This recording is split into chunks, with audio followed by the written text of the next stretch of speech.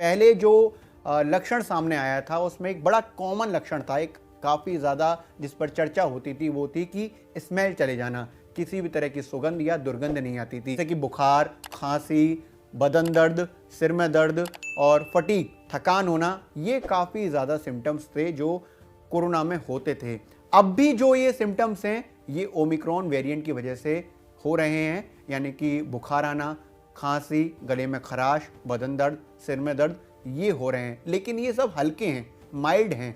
लेकिन सबसे बड़ी बात ये है कि थकान बहुत है, फटीग बहुत ज़्यादा है। इसके साथ साथ ओमिक्रॉन के ज़्यादातर मरीज जो हैं वो एसिम्प्टोमेटिक हैं। करीब करीब 80 से 90% लोगों में एसिम्प्टोमेटिक लक्षण देखे जा रहे हैं, लेकिन लगातार नए लक्षण भी सामने आ रहे हैं। किंग्स कॉलेज लंदन के प्रोफेसर ने दावा किया है कि उबकाई आना, उल्टी जैसा फील होना या भूख ना लगना, ये भी कोरोना के नए सिम्टम्स में हैं।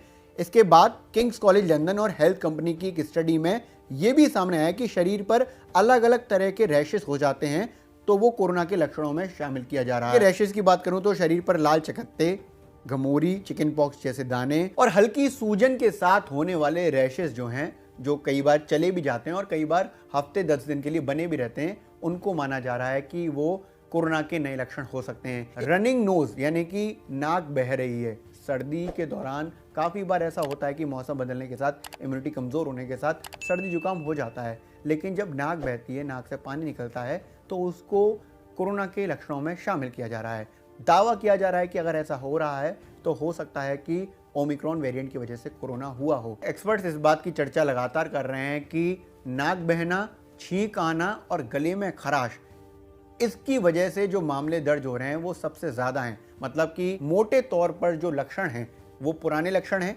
लेकिन वो माइल्ड हैं।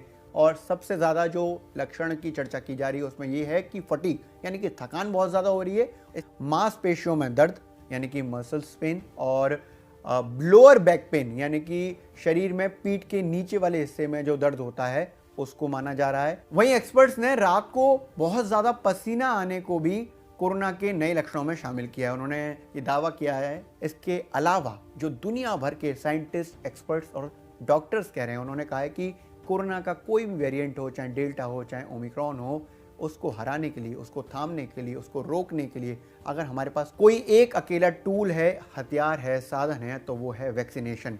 इसलिए हम आपसे अपील करते हैं कि अगर आपने अब तक वैक्सीन की कोई भी डोज नहीं ली है तो वैक्सीन की पहली डोज ज़रूर लें, और अगर आपने वैक्सीन की पहली डोज ले ली है तो अपना अंतराल पूरा होने के बाद दूसरी डोज ज़रूर लें।